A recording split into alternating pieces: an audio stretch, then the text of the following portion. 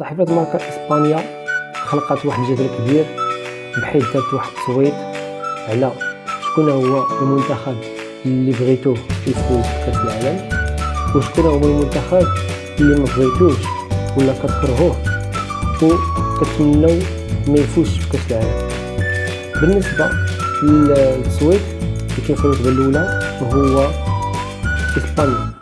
إسبانيا كلشي صوت عليها أنهم باغيين تفوز بكأس العالم. وكتجي في الرتبة الثانية البرتغال، والرتبة الثالثة الأرجنتين.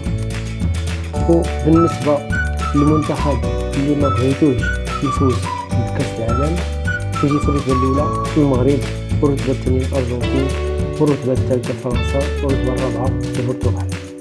بالنسبة للتصويت هذا بزاف تاع الناس المصوتين هو من إسبانيا، وكاين اللي مشات في بعض الدول الأخرى. بالنسبة للرابط ديال التصويت أنا راه نخلي لكم أسفل في التعليق باش تدخلوا تصوتوا وتحاولوا تطلعوا المستوى ديال المنتخب المغربي، ونحاولوا نقصوا من هذه الهجمات اللي كيتعرض ليها.